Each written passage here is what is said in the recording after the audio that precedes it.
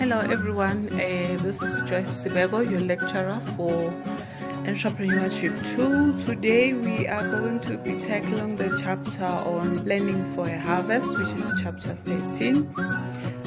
Just quickly taking you through the learning goals, we want to explain the importance of why do we plan an exit strategy for our business. Why is it important that right from the beginning we are already planning on how we are going to exit the business?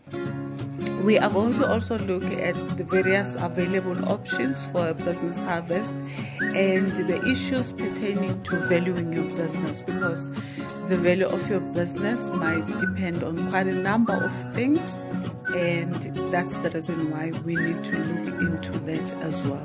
So now, the reason why a business goes through the harvesting process, it's because entrepreneurs want to reap the rewards of starting the business in the first place. Most entrepreneurs start a business with the aim in mind that one day they are going to sell it. Sometimes you want to make sure that you reduce the risk. You realize that there are so many other challenges that you may be experiencing. Maybe the business would be in better hands if you were to sell it to someone, sometimes even someone younger who is more energetic, especially if you are reaching a certain age. And you also want to create future options if you want to expand your business or make it even bigger. So there are quite a number of harvesting options.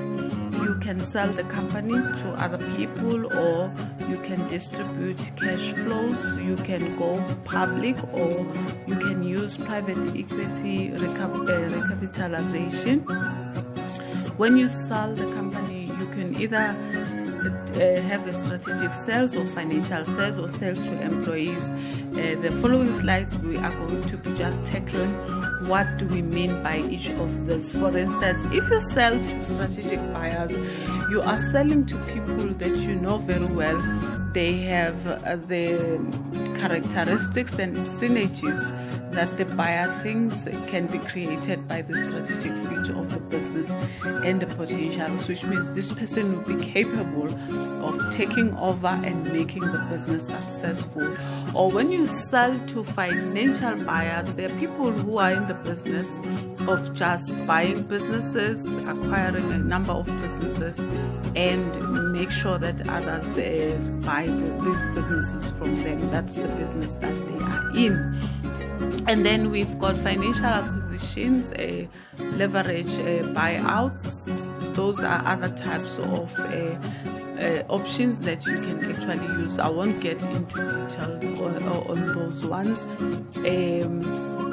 But the characteristics of leverage buyout is that you will have steady earnings over time, and you can actually grow the business remarkably, and you will have an effective management team, and the assets can be used as collateral. So you are not totally selling, but you are making an opportunity for other people to be part of the business.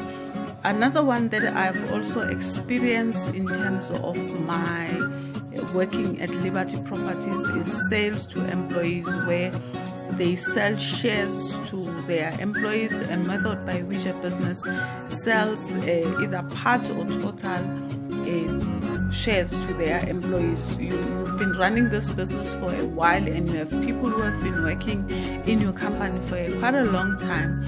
So you give them the option to actually buy shares and become part of the company. In some cases, you find that these people actually end up even running the business very well, because they have the experience of being employees, and they also have been in the company for a long time, so they have a potential of becoming successful.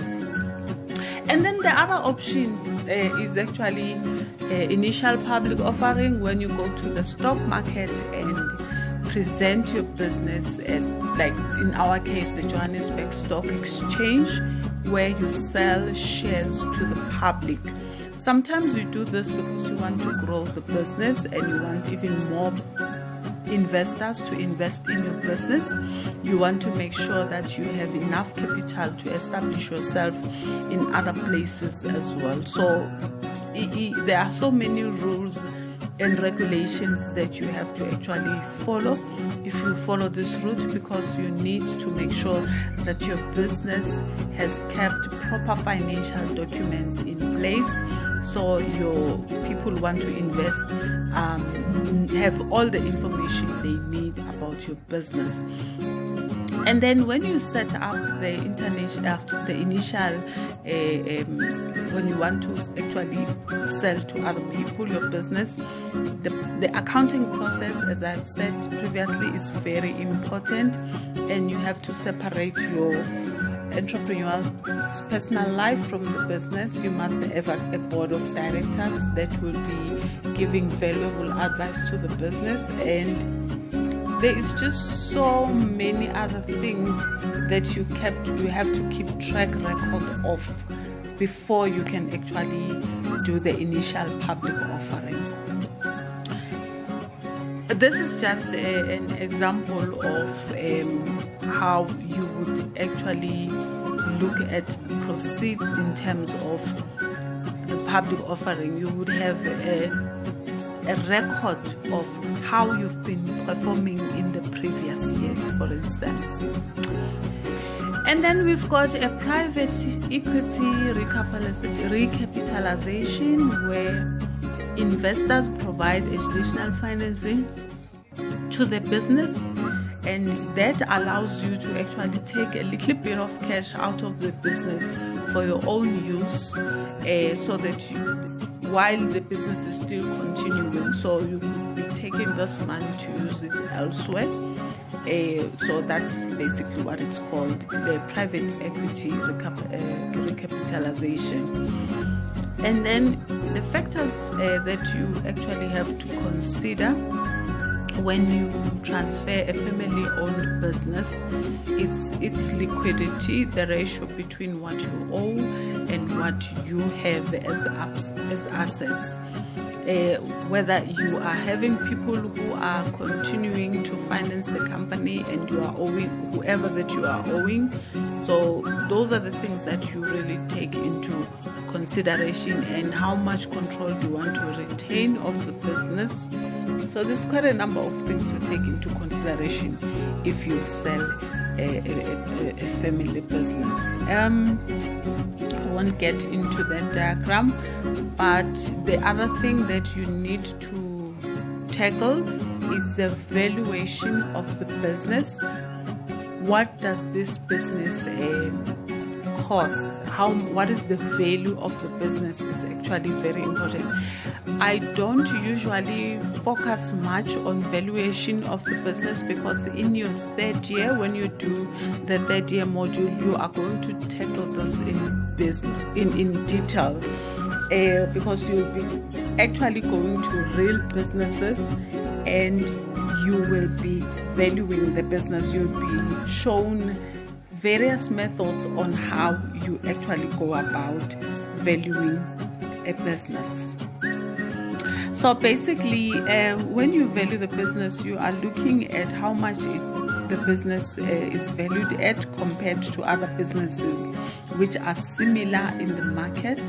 There are so many other things you take into consideration. For instance, the reputation of the business, the goodwill. Goodwill will be if you've invested a lot of advertising into a specific business. Sometimes it's worth more because of who buys from your business, how much effort have you made in terms of making your business popular in the market. So that is basically part of goodwill. So the valuation would not be only about assets that you have in the business and where your business is situated, but you'll be taking into consideration other things as well. For instance,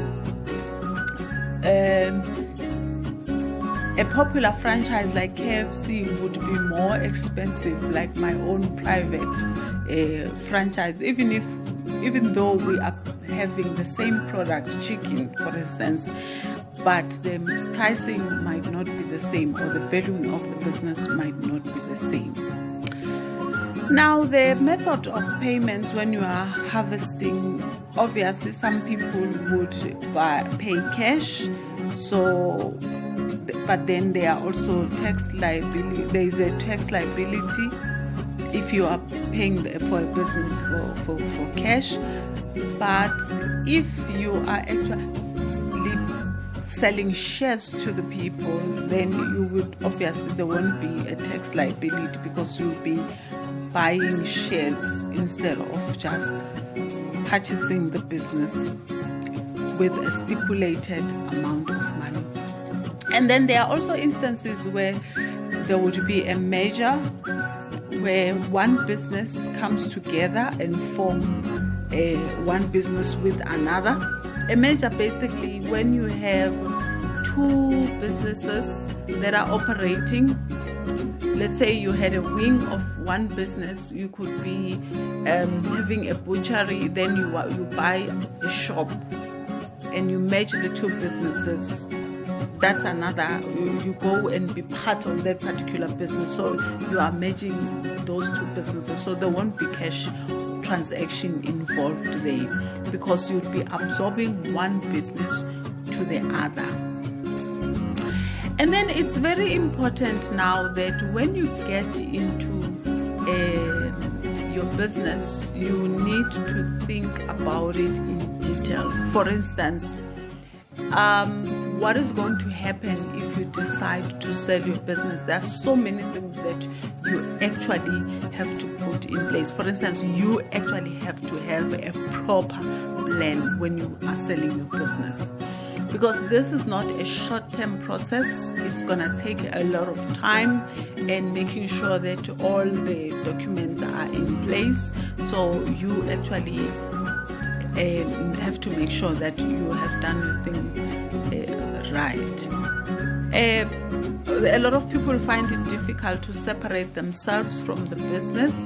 So you are selling it, but you still want to be in control. So you have to make sure that you prepare yourself and separate yourself from the business.